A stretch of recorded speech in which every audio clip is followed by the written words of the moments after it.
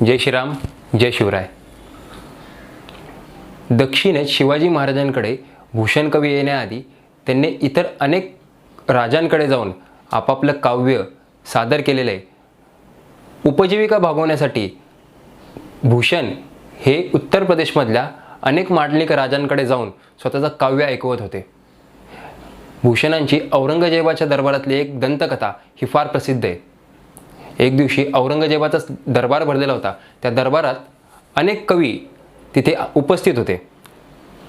त्या कवींनी औरंगजेबावर रचलेली काव्य ही औरंगजेबाला ऐकून मानधन मिळवलं, बक्षिसं मिळवली. आणि त्यानंतर औरंगजेबाला मध्येच काय सुचलं आणि त्या औरंगजेबाने त्या सगळ्या दरबारातल्या कवींना सांगितलं की माझी स्तुती हा प्रत्येकजण करतोच आहे, पण माझ्यातले जे दोष आहेत ते दोष सांगण्यामध्ये कुणाची जर हिंमत असेल तर त्यांनी माझ्यातले दोष हे सांगावेत, हे मला ऐकून दाखवावेत. असं म्हटल्यानंतर सगळा दरबार, सगळे कवी मूग गिळून गप्प झाले. पण त्यावेळी भूषण हे उठले आणि ते समोर आले आणि त्या भूषणांनी औरंगजेबाला सांगितलं, औरंगजेबाला म्हणून दाखवलं की स्तुती ही देवाला सुद्धा प्रिय आहे, स्तुती ही ईश्वराला सुद्धा प्रिय आहे. मानवाला ती स्तुती प्रिय असणं हे साहजिकच आहे, पण आपले दोष हे ऐकून घेणं यासाठी सुद्धा मर्दाचं काळीज लागतं. आणि ते जर ऐकायचे असतील तर ते तुम्ही मी सांगतो ते ऐका, पण त्यानंतर तुम्ही मला काही करणार नाही ह्याची शाश्वती म्हणून एक पत्र लिहून द्या आणि अभयदान द्या मला. भूषणांनी औरंगजेबाकडून अभयदान मागून घेतलं आणि ते अभयदान मागून घेतल्यानंतर भूषणांनी औरंगजेबावर एक काव्य रचलं आणि ते औरंगजेबाच्या सगळ्या दरबारासमोर औरंगजेबाला ऐकून दाखवलं.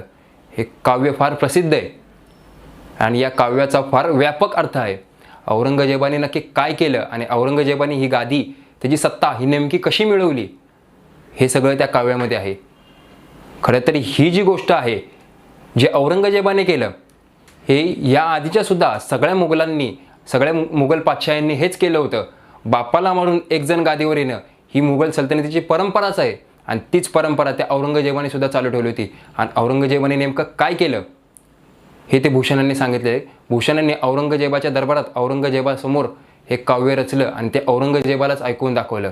भूषण म्हणतात, किबले की ठोर बाप बादशाह शाहजहान ताको कैद कियो मानो मक्के अगलाई है, बड़ो भाई दारा को पकड़ी के मारे दारो मेहर हो नाई जाको बड़ो सको बाई है, बंधु तो मुराद बख्श ताजी चुक करे बेको, बीचले कुरान तूने खुदा की कसम खाई है, भूषण सुकवी कहे सुनो ए नवरंगजेब, इत्त काम केने तेनु पातशाही पाई है, इत्त काम केने तेनु पातशाही पाई है.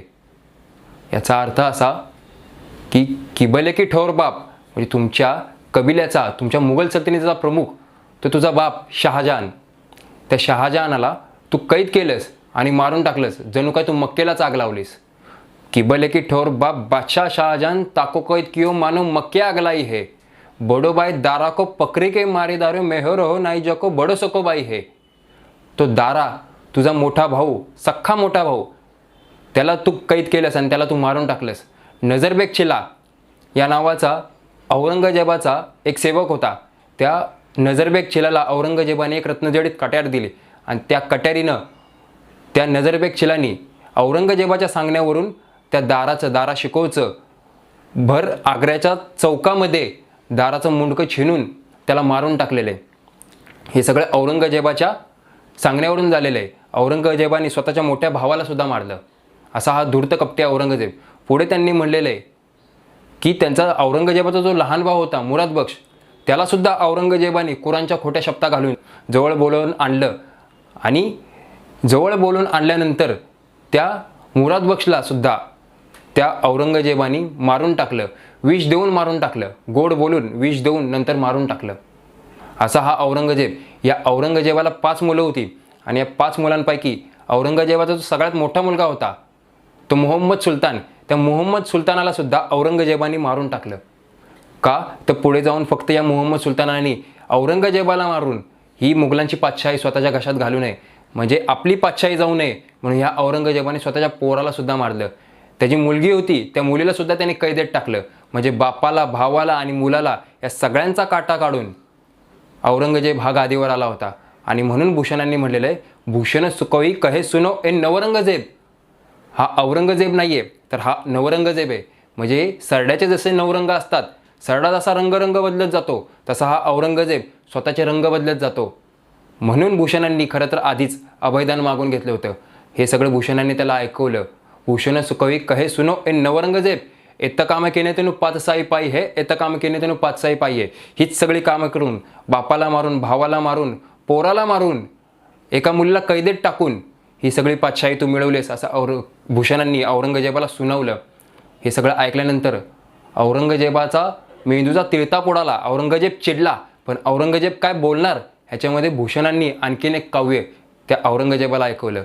भूषणांनी म्हणलेलं आहे, हात तसबिये लिए प्रातः उठे बंदे जी को अपही कपट रूप कपट सुजपके, आगरे में जाए दारा चौक में चुनाए लेनो छत्र ही चिनाए लेनो मरे बुढ़े बाप के, किनो ही सगोट गाते मैं तो नाही कहू फेरी, पीर पे तुराए चार चुगले के गपके, भूषण भनद शत चंडीमती मंदी वहा, सो चोहे खाए के बेलाडी बेटी तपके, सो चोहे खाए के बेलाडी बेटी तपके. म्हणजे हातात तसबी घेऊन रोज सकाळी सकाळी हा औरंगजेब हातात तसबी घेऊन अल्लाचं स्मरण करत बसायचा, अल्लाचा जप करत बसायचा. भूषणाने हे म्हणलेलं आहे की हातात तसबी घेऊन तू जो सकाळी सकाळी अल्लाच्या नावाचा जप करतो हे सगळं खोटं आहे. ही फक्त तुझी दाखवण्याची रूप आहेत. हात तसबी येलिये प्रातः उठे बंद जिको, आपही कपट रूप कपट सुजपके, कपटाचं दुसरं नाव म्हणजेच औरंगजेब आहे. हे भूषणांनी औरंगजेबाला तिथे ऐकून दाखवलेलं आहे. आपही कपट रूप कपट सुजपके, आगरे में जाय दारा चौक में चुनाए लिनो छत्र ही चिनाए लिनो मरे बुढे बापके. म्हाताऱ्या बापाच्या डोक्यावरचं छत्र काढून ते स्वतःच्या डोक्यावर धरणारा, म्हाताऱ्या बापाच्या डोक्यावरचं छत्र काढून स्वतःच्या डोक्यावर ते छत्र धरणारा हा औरंगजेब, हा धूर्त आणि पाताळयंत्री औरंगजेब. या औरंगजेबाने चहाडकोण दूतांच्या सांगण्यावरून आपल्याच आप्तेष्टांचा, आपल्याच बंधूंचा, आपल्याच भावांचा गळा कापला हा औरंगजेब. आणि मग हा औरंगजेब या गादीवर आला आणि मग त्यांनी मुघलांची पातशाही सुरू केली. औरंगजेब खरं तर मुघलांचा सगळ्यात जास्त काळ राहिलेला आलमगीर आहे, किंवा तो सगळ्यात मोठा, सगळ्यात जास्त काळ दीर्घकाळ राज्य करणारा पातशाह आहे हा मुघल सल्तनतीतला. औरंगजेब जवळजवळ 50 वर्ष मुघलांची पातशाही भोगत होता. शेवटच्या श्वासापर्यंत हा औरंगजेब हा मुघलांचा पातशाह म्हणून जगला. असा हा औरंगजेब सकाळी सकाळी उठून फक्त ते हातात तसबी घेऊन अल्लाचा जप करत बसतो आणि अख्ख्या जगाला सांगतो की मी इस्लामचा अनुयायी आहे आणि मी इस्लामचा कट्टर कार्यकर्ता आहे. हे सगळं औरंगजेब या सगळ्या लोकांना दाखवून देऊ इच्छितो. पण भूषण म्हणतात की तुझं हे सगळं रूप आहे हे 100 उंदरं खाऊन तपाला बसलेल्या मांजरीसारखं आहे. हे सगळं ऐकल्यानंतर औरंगजेबाचा तिळता फुटला आणि औरंगजेबाने कवी भूषणांच्या शिरच्छेदाची आज्ञा दिली. पण इतर दरबारातल्या सगळ्यांनी औरंगजेबाला सांगितलं की तुम्ही त्याला अभयदान दिलेलं आहे, त्यामुळे तुम्ही त्याला काय केलं तर तुम्ही तुमचा शब्द पाळत नाही असं होईल, म्हणून त्याला तुम्ही सोडून द्या. म्हणून औरंगजेबाच्या त्या सगळ्या दरबारातून भूषणांना निष्ठायला यश भेटलं. आणि मग त्या औरंगजेबाच्या दरबारातून भूषण ज्यावेळी निसटले त्यानंतर भूषणांना हे सुद्धा माहिती होतं की औरंगजेब आता काही गप्प बसणार नाही, कधी ना कधी हा आपल्याला गाठणार आणि हा आपला जीव घेणार. म्हणून भूषण हे शिवाजी महाराजांच्या भेटीसाठी दक्षिणेकडे निघाले. म्हणून शिवाजीराजांच्या भेटीसाठी भूषण हे दक्षिणेकडे आले. व्हिडिओ आवडल्यास लाईक करा आणि जास्तीत जास्त आपल्या लोकांसोबत शेअर करा, सबस्क्राईब करा. धन्यवाद.